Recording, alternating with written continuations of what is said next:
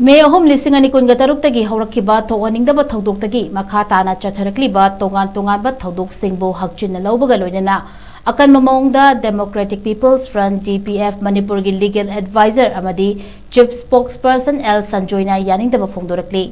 party असिगी office पांगथोकिबा पाउगी मीफम अमदा संजोयना मखा तारदुना हाई थासिमक्तदा यामना नुंगाइतबा थौदोक्सिंगदा ममागी मथानुंगदगी मचा अनिमक बोंगी एटेक्टा लेखिदबा अमदी मदुगी खोइसाउनरबा मियामगी खोंजंगदा CRPF ना मिचम अहुम हातकिबा थौदोक्सिंगदा यामना कन्ना यानिंगदबा फोंदोरक्ली मखातादा थासिगी तराग निपांदा कुकी टेररिस्ट सिंगना टांकुल नागागी मिचम अनिबु हातपिखिबदसु कंडेम तौरक्ली असिगुंबा थौदोक कयादा प्रजा सिंगना पेंदबा फोंदोक्तुना प्रोटेस्ट चौबदा प्रजा सिंगा मुक्नबदगी टियर गैस कापा यावना खामदुना थंबा गाड़ी सिंग अकाय अतोय थोहनकिबबु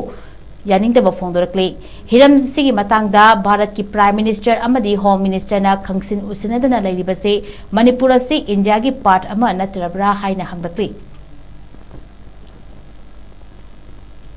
होगिबा मे थर्ड 2023 दगी होना मथंग नंगैना कोई प्लान मुझे लोगों ने चतर कुमार कोई इसी मिना सोलो पंजाब थोड़ो बातों में आमा बातों थोड़ो विवसित है इधर कोई DPF की साइट की अगर नॉर्मल करने तो जब वो लोगों गवर्नमेंट की अगेंस्ट अमदी ऐसे की फोर्सिंग इमेजिंग दा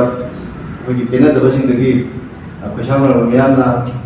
अमदी इमेजिंग ना मेरा की विसिंदु ना कोई किस के लिए सब हम तंदा स्टेट के मध्य सेंट्रल फोर्सिंग ना मोम टियर गैस अमदी लाइट राउंड हो जाऊना काफी दुना सो अपन क्या मसु यौन की मधुगी मखा तारबदा हो की बात 18 अप्रैल कोई नुदिन को होता कोई नाको टेररिस्ट ना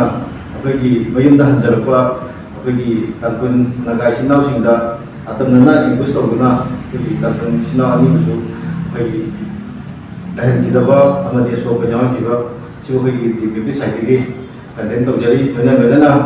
सिगुम लबा सरार नरबा लेता दरबा तम सिदैसदा अखोई की स्टेट सिगी कोई ऑनरेबल CM हाजे बतारे मांगना सत्या दिहागी की बताबु ngaraang si अखोई की वीडियो ऑफिस मा मोजिंग के थादा संगावा सत्य कोई प्रशासन मियामना हाइबा चीफ मिनिस्टर की खोंचेत अदु संगाव की खोंचेत अदु दा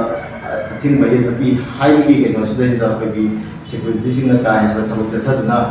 कोई नोई लाइका लोकातुना असो को जवान की बा असि जो कोई DPF साइट की स्ट्रांगली कंटेंट तो जरी होना कोई स्टेट फोर्स की साइट की हाइबा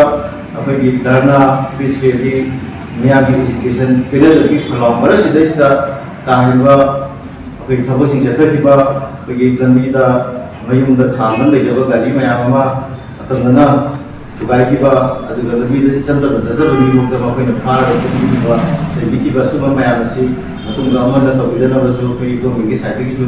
असि की चर्चा नेसेसरी एक्शन जो लख बिना मिसिंग गरी लोना असिगुम लबा